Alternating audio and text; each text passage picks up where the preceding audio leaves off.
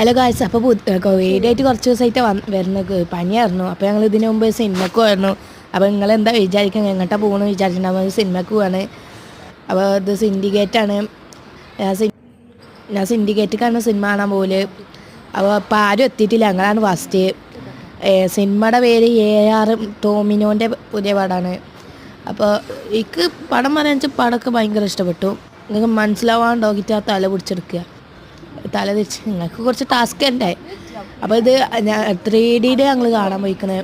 3D പറഞ്ഞാൽ ആ കണ്ണാട വെച്ച് നമുക്ക് നേരത്തിൽ കാണാം. കണ്ണാട വെച്ചിട്ടില്ല